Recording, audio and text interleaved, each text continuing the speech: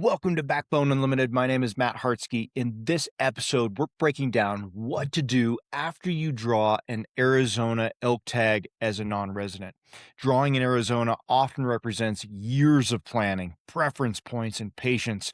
For a lot of hunters, this is not a casual tag. It's something they've been thinking about for a long time, and that waiting period changes the way the hunt feels before it ever begins. Expectations rise, conversations shift. The hunt starts to feel larger than the fundamentals that actually determine success. If you're not careful, that pressure becomes internal. It begins influencing your scouting decisions, your shooting standards, and even your mental pacing months before the opener. If you're not familiar with who I am, I've been hunting and guiding Western big game for over 34 years, and I've been a professional strength conditioning and nutrition coach for more than 30 years, and I'm here to help you become a more successful and consistent hunter and outdoorsman. The first thing we need to do is steady your expectations. This is still just an elk hunt. Terrain, wind, thermals, movement patterns, positioning, patience, those variables have not changed simply because the tag required more time to draw. What changes is the emotional weight you attach to it. An emotional weight, if unmanaged, distorts your preparation. You don't need to turn this into a once in a lifetime performance. You need to prepare for it like a disciplined hunter. You drew a strong tag. Now we build a plan that reflects the responsibility, not just anticipation. The first 90 to 60-day window is where you narrow your expectations and replace them with precision. Start by dissecting your specific unit at a deeper level than just surface level e-scouting. Arizona terrain requires dramatic Arizona terrain varies dramatically by region. Some units are heavily timbered with broken canyons. Others are more open with extensive glassing country and longer sight lines. Many have a blend of both. Your preparation should reflect that specific structure rather than just general assumptions about the entire state of Arizona. In open country units, vantage point identification becomes the foundation of your plan. You're not simply looking for where elk might be, you're identifying where you can see efficiently and repeatedly. Strong glassing positions allow you to observe movement patterns rather than just guessing about them. From those vantage points, you should map likely feeding slopes, transition corridors, and bedding pockets that all fall within the consistent line of sight. In more broken or timbered units, your focus may shift towards travel corridors between feed and bedding, or terrain pinch points and thermal patterns that allow controlled movement without exposing yourself unnecessarily. Water deserves a careful analysis in early archery seasons here as well. This does not mean building a narrow water only strategy, but it does mean understanding how water availability influences movement, timing, and concentration. Identify reliable sources, evaluate access routes to those. Consider how wind direction and terrain shape allow you to approach or observe without forcing elk movement prematurely. This phase is also where you deliberately select your primary hunting approach. Arizona can support multiple styles depending on terrain. Some hunters will lean heavily into glassing and stalking. Others are going to rely more on calling and broken cover. Many are going to build a hybrid model that adjusts based on visibility and pressure. What matters is intentional alignment. Your chosen style must match your unit and your actual skill set. Don't choose based on just your excitement, right? Choose based on realism for the unit. Shooting standards require additional attention in Arizona as well. Opportunities may present at distances that demand steady execution under composed conditions. So define your effective range based on consistent, repeatable performance in practice, not just your best group on your best day. Practice from field relevant positions. Practice when slightly fatigued. Practice in wind if rifle hunting. Confirm that your standards hold up outside of those ideal conditions. Physical preparation in Arizona is less about extreme vertical output and more about sustained exposure and composure. Heat management, hydration strategy, and the ability to remain mentally sharp during long glassing sessions all become important variables. Conditioning should prepare you for extended movement in exposed terrain and patient observation without restlessness. By the end of this phase, you should have a narrowed terrain focus, established vantage point systems, defined water considerations, if applicable in your unit, selected your approach, confirmed your shooting standards, and aligned your conditioning preparation with the actual demands of the unit. Precision in this case replaces your anticipation for the hunt.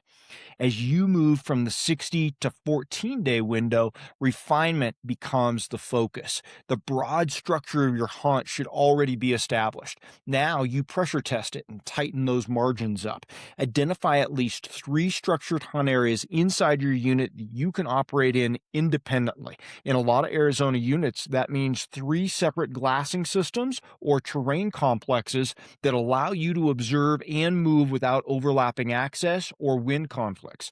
These are not random backup spots. Each area should be fully and thoroughly thought through with defined entry points, primary vantage points, secondary observation positions, and realistic stalking paths. Each system should offer different advantages. One might provide a strong morning glassing position with stable thermals and long visibility into feeding slopes. Another may favor evening observation with shaded bedding transitions and controlled wind. A third might give you a lower pressure option with more difficult access but reduced competition. The goal is diversity in the structure, not just variety in the location. So ask yourself direct questions now, not just in the field. If your primary glassing knob has multiple trucks parked at the base on opening morning, what is your immediate adjustment? Do you shift elevation bands? Do you pivot to a different drainage? Do you move to a secondary vantage point that observes the same basin from a less obvious angle? If wind shifts mid-morning and compromises your original position, where do you go to reposition without exposing yourself?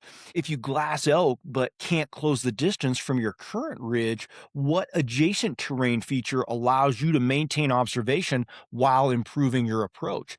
Those questions should have answers before the season starts. Hey, if you hunt public land elk and you're tired of grinding through random seasons, I built the elk hunting series of ebooks for you.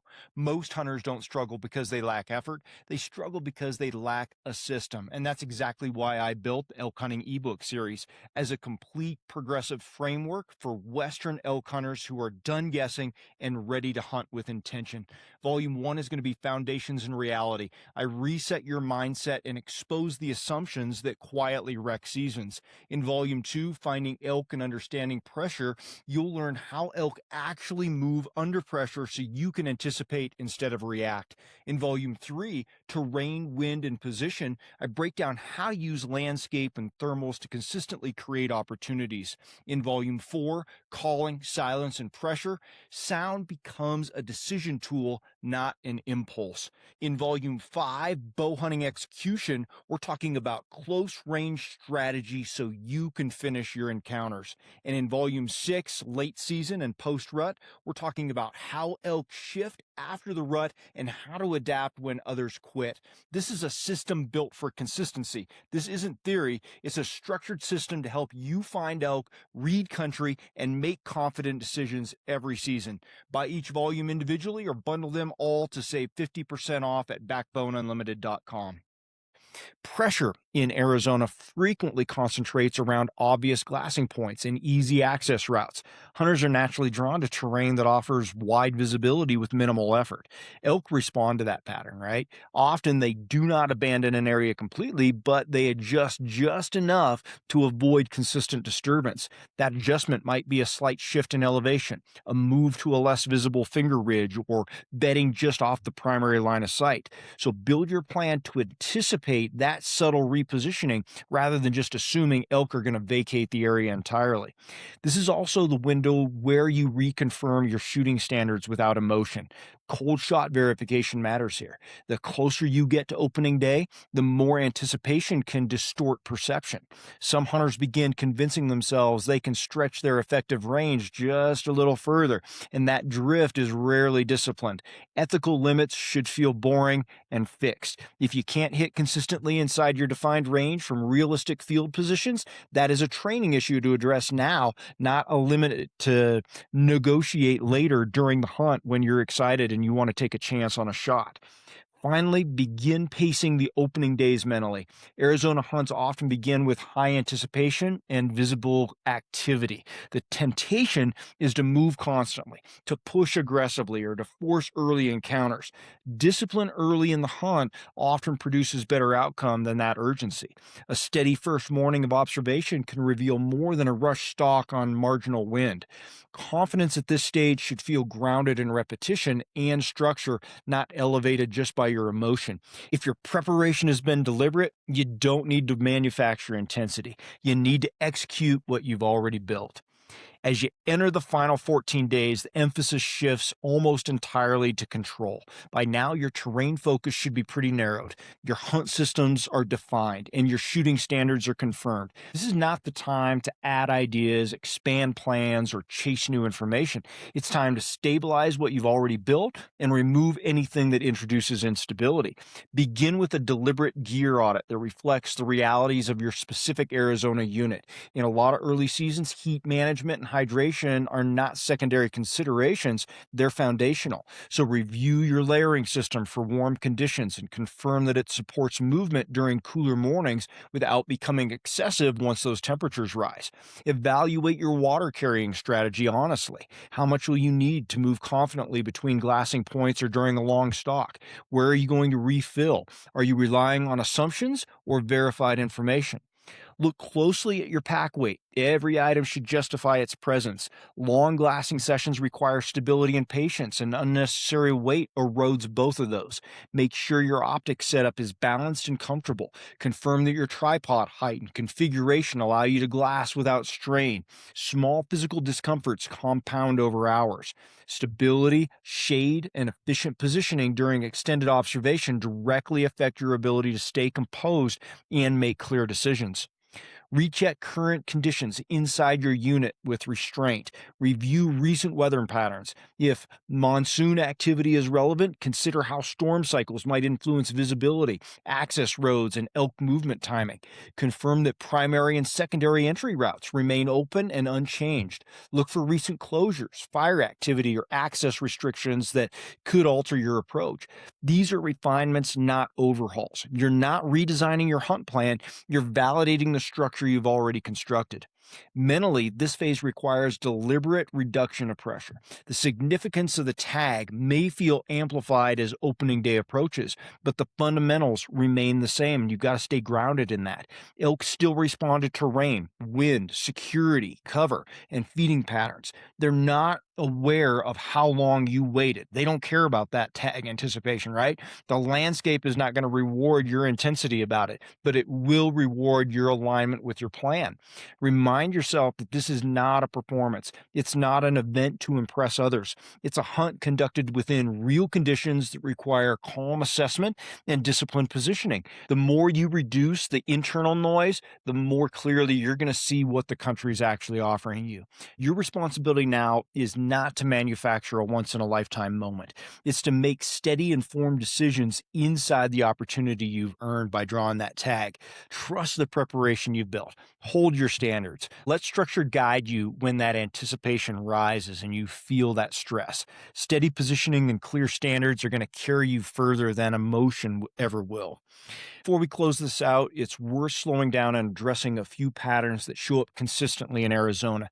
These are not just beginner mistakes. They're patterns that often affect experienced hunters who simply allow expectation to influence their preparation.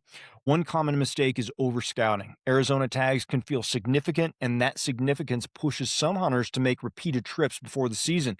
They drive long hours, hike aggressively, glass extensively, and try to cover as much country as possible. On the surface, that sounds disciplined. It sounds pretty cool to have that background, but in reality, a lot of times it leads to fatigue and attachment. By the time opening day arrives, they're physically worn down and mentally anchored to specific bulls or specific sightings from weeks earlier.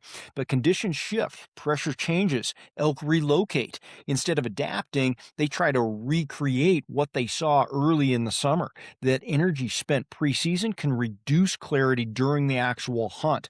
Another pattern is emotional expansion of effective range. Standards that were defined early in preparation begin to drift as anticipation builds. The tag feels rare, the opportunity feels amplified. So suddenly, a distance that once felt outside your ethical range of shooting starts to feel possible. Wind gets underestimated, stability assumptions get optimistic. This is rarely a conscious decision, it happens gradually, but compromised standards often lead to compromised outcomes.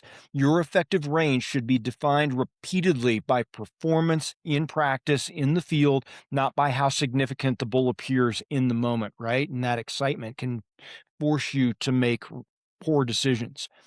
Fixating on size instead of positioning is another issue that surfaces in Arizona. The state's reputation for mature big bulls is well earned, and that can narrow the focus too tightly. Hunters begin filtering opportunities through score rather than through structure. They pass on strong setups, waiting for something larger, or they force marginal situations because the bull meets a certain visual expectation. When size becomes the primary filter, discipline can erode. Consistent positioning in terrain that produces repeatable encounters matters way more than just chasing a number. And finally, there is a tendency to rush early opportunities because of that internal pressure. The weight of the tag creates urgency. Hunters want validation quickly. They want to feel like the years of waiting are already paying off, and that urgency compresses decision making. Wind checks get rushed, angles get forced, patience disappears. Instead of allowing the hunt to unfold and reveal patterns, they push for immediate results. None of those mistakes come from laziness. They come from effort mixed with expectation. Arizona magnifies anticipation because of the reputation of the bulls. Your job is to keep that anticipation from rewriting your standards. Now, as you step into the season, keep your perspective steady and deliberate. You waited for this tag, and that waiting does not require intensity alone. It requires responsibility. Preparing accordingly does not mean making the hunt larger than it needs to be. It means matching the opportunity with structure, patience, and clarity. Preparation at this stage should feel measured, not rushed, not inflated. Excitement is natural, of course, right? We want that animal. We wanted this tag for so long, and we want it to be fulfilled with that bull of our dreams. But especially when you've invested years into drawing the tag. But excitement cannot dictate terrain choices, shooting decisions, or daily pacing. The hours you spent narrowing elevation bands or identifying glassing systems, confirming wind advantages, and defining your effective range matter more than how significant the tag feels in a conversation. As anticipation rises closer to opening day, your standards must remain fixed. The closer you get to the hunt, the easier it becomes to negotiate with yourself. Maybe the wind is close enough. Maybe the distance is manageable. Maybe the angle will work out. Those quiet compromises often determine outcomes. Structure exists to protect you from those drifts. Let structure guide you instead of reputation. Arizona has earned its place in the conversation for mature bulls and memorable seasons, but the landscape does not respond to reputation. Elk still prioritize security, feed, thermals, and predictable terrain features, and those fundamentals are not elevated by the difficulty of the draw. They remain constant across all areas, all states, all hunts. Preparation over excitement, standards over emotion, structure over reputation. If you approach this hunt with restraint and clarity, you're going to give yourself a realistic opportunity to execute when the moment presents itself. And when it does, it's not going to be because of your anticipation and excitement. It's going to be because you aligned your preparation with the country that you're hunting. If you want to go deeper into elk movement, pressure patterns, terrain positioning, and structured decision making, that's exactly why I built the Elk Hunting series of ebooks. It's a progressive system designed to help you understand how elk actually use country and how to position yourself accordingly. I have a link to those in the description. If you want hands-on application and real-time breakdowns, we have an in-person Elk Camp 2026 that is built around the same philosophy, structure, preparation, and execution in real terrain, real scenarios. You can check out Elk Camp at backboneunlimited.com. And if you want ongoing access to the Team Backbone community, the classroom, my full digital vault of elk resources, private discussions, and direct communication to me for planning, you can join Team Backbone at backboneunlimited.com underneath our membership tab. Everything we talk about here is connected. Preparation is not a single video, it's a whole system. Thanks for being here. Until next time, train harder, hunt smarter, and never settle.